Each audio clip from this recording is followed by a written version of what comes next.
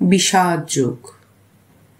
ধৃতরাষ্ট্র বললেন, হে সঞ্জয়, ধর্মক্ষেত্র কুরুক্ষেত্রে যুদ্ধ করার মানুষে সমবেত হয়ে আমার পুত্রেরা এবং পাণ্ডুর পুত্রেরা কি করিল? সঞ্জয় বললেন, হে রাজন, পাণ্ডবদের সৈন্যসজ্জা দর্শন করে রাজা দুর্যোধন দ্রোণাচার্যের কাছে গিয়ে বলল, হে আচার্য, পাণ্ডবদের মহান সৈন্যবল দর্শন করুন, যা আপনার অত্যন্ত বুদ্ধিমান শিষ্য দ্রৌপদের পুত্র অত্যন্ত দক্ষতার সঙ্গে বুজ্জের আকারে রচনা করেছে। এই সমস্ত সেনাদের মধ্যে ভীম ও অর্জুনের সমকক্ষ অনেক বীর ধনুর্ধারী রয়েছেন।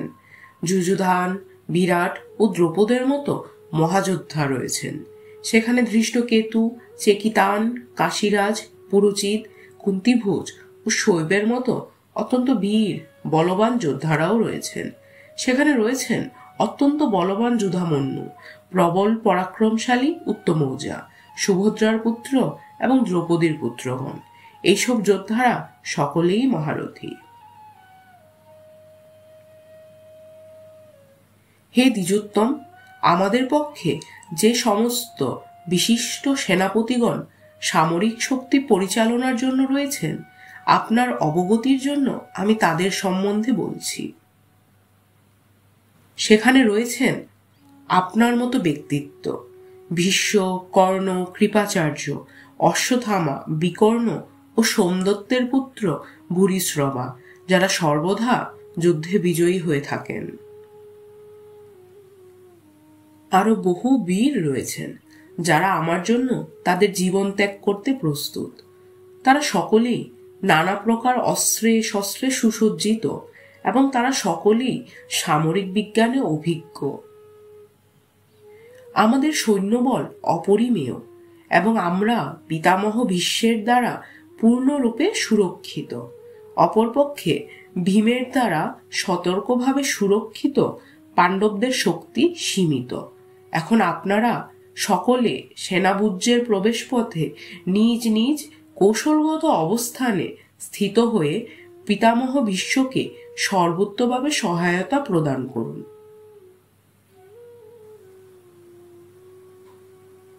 তখন কুরু বংশের বৃদ্ধ পিতামহ ভীষ্ম দুর্যোধনের হর্ষ উৎপাদন করে সিংহের গর্জনের মতো অতি উচ্চনাদে তার শঙ্খ বাজালেন। তারপর শঙ্খ, ভেরি, পনব ও আনক ঢাক এবং সিংহাসমূহ হঠাৎ একত্রে ধ্বনিত হওয়ার ফলে এক তুমুল শব্দের সৃষ্টি হয়েছিল। অপরপক্ষে শ্বেত অশ্বচালিত এক দিব্যরথে স্থিত শ্রীকৃষ্ণ ও অর্জুন উভয়ে তাদের দিব্য শঙ্খ বাজালেন। শ্রীকৃষ্ণ তার পাঞ্চজন্য নামক শঙ্খ বাজালেন, অর্জুন বাজালেন তার দেবদত্ত নামক শঙ্খ এবং ভীমকর্মা ও অতিভুজি ভীমসেন বাজালেন পৌণ্ড্র নামক তার বিশাল শঙ্খ।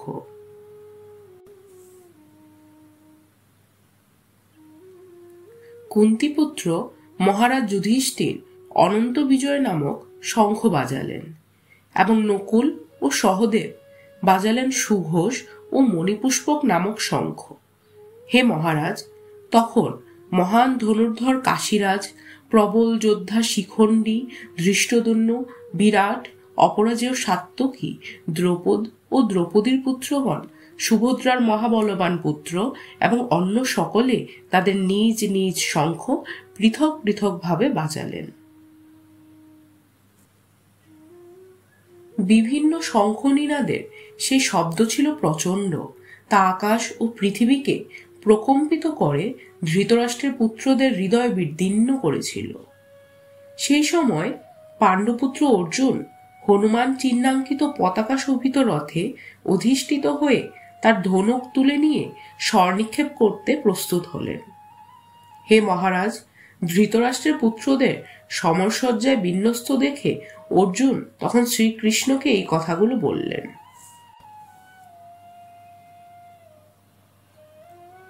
অর্জুন বললেন, হে অচ্যুত, তুমি উভয় পক্ষের সৈন্যদের মাঝখানে আমার রথ স্থাপন করো, যাতে আমি দেখতে পারি যুদ্ধ করার অভিলাষী হয়ে কারা এখানে এসেছে এবং এই মহাসংগ্রামে আমাকে কাদের সঙ্গে যুদ্ধ করতে হবে।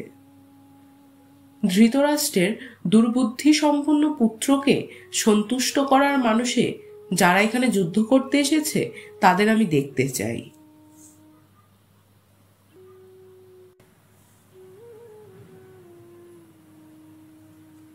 সঞ্জয় বললেন, হে ভারত, অর্জুন কর্তৃক এভাবে আদিষ্ট হয়ে শ্রীকৃষ্ণ সেই অতি উত্তম রথটি চালিয়ে উভয় পক্ষের সৈন্যদের মাঝখানে স্থাপন করলেন। ভীষ্ম, দ্রোণ প্রমুখ পৃথিবীর অন্য সমস্ত নৃপতিদের সামনে ভগবান ঋষিকেশ বললেন, হে পার্থ, এখানে সমবেত সমস্ত কৌরবদের দেখো। সেখানে অর্জুন উভয় পক্ষের সেনাদলের মধ্যে পিতৃব্য, পিতামহ, আচার্য, মাতুল, ভ্রাতা, পুত্র, পৌত্র, শ্বশুর, মিত্র ও শোভাকাঙ্ক্ষীদের উপস্থিত দেখতে পেলেন।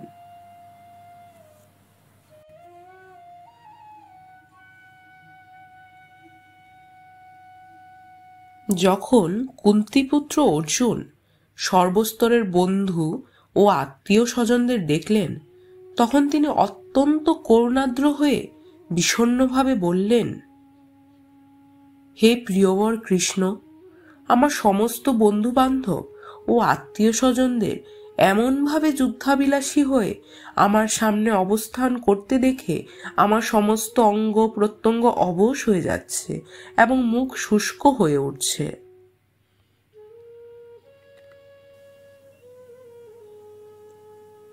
আমার সর্বশরীর কম্পিত ও রোমাঞ্চিত হচ্ছে, আমার হাত থেকে গান্ডিব খসে পড়ছে এবং ত্বক জ্বলে যাচ্ছে।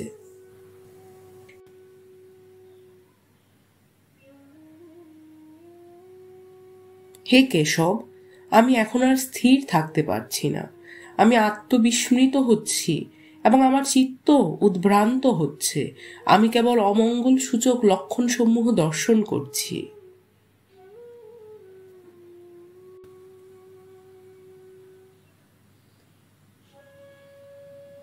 হে কৃষ্ণ, যুদ্ধে আত্মীয় স্বজনদের নিধন করার মাধ্যমে কিভাবে মঙ্গল হতে পারে আমি তা দেখতে পারছি না।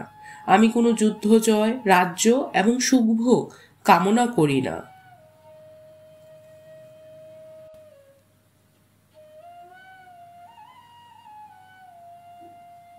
হে গোবিন্দ, যাদের জন্য রাজ্য ও সুখভোগের কামনা, তারা সকলেই যখন দেখছি এই রণক্ষেত্রে আজ উপস্থিত, তখন আমাদের রাজ্যে কি প্রয়োজন, সুখভোগ বা জীবন ধারণেরই বা কি প্রয়োজন?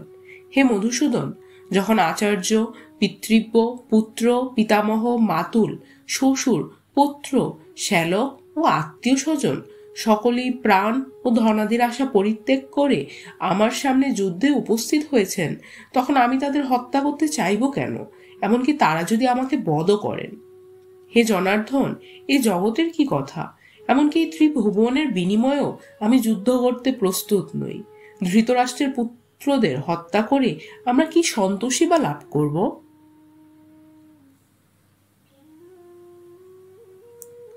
এই ধরনের আততায়ীদের বধ করলে মহাপাপ আমাদের আচ্ছন্ন করবে। তাই বন্ধু বান্ধব ও ধৃতরাষ্ট্রের পুত্রদের সংহার করা আমাদের পক্ষে অবশ্যই উচিত হবে না।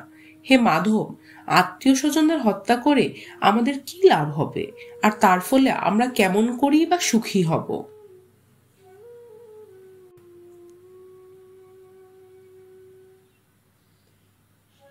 হে জনার্দন, যদিও এরা রাজ্যলোভের দ্বারা প্রভাবিত হয়ে কুলক্ষয়জনিত দোষ ও মিত্রদোহ নির্মিত পাপ লক্ষ্য করছে না, কিন্তু আমরা কুলক্ষয়জনিত দোষ লক্ষ্য করেও এই পাপ কর্মে কেন প্রবৃত্ত হব?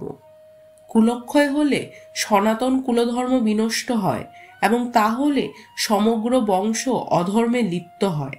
হে কৃষ্ণ, কুলে অধর্মের প্রাদুর্ভাব হলে কুলবধূগণ কলুষিত হয়ে পড়ে, এবং হে কৃষ্ণ, কুলস্ত্রীগণ অসচরিত্রা হলে অবাঞ্ছিত প্রজাতি উৎপন্ন হয়।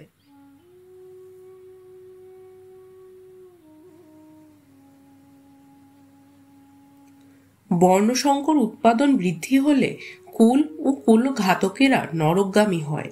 সেই কুলে পিণ্ডদান ও তর্পণ লোপ পাওয়ার ফলে তাদের পিতৃপুরুষেরাও নরকে অধঃপতিত হয়।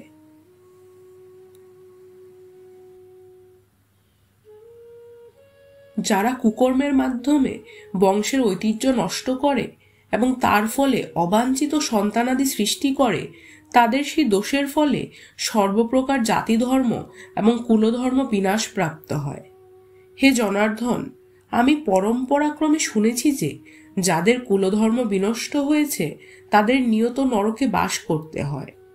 হায়, কি আশ্চর্যের বিষয় যে আমরা রাজ্য সুখের লোভে স্বজনদের হত্যা করতে উদ্যত হয়ে মহা পাপ কর্মে সংকল্পবদ্ধ হয়েছি।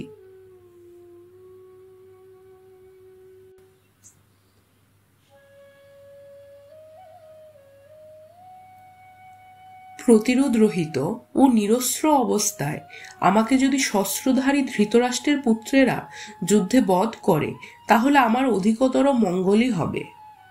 সঞ্জয় বললেন, রণক্ষেত্রে এই কথা বলে অর্জুন তার ধনুর্বাণ ত্যাগ করে শোকে ভারাক্রান্ত চিত্তে রথপরি উপবেশন করলেন।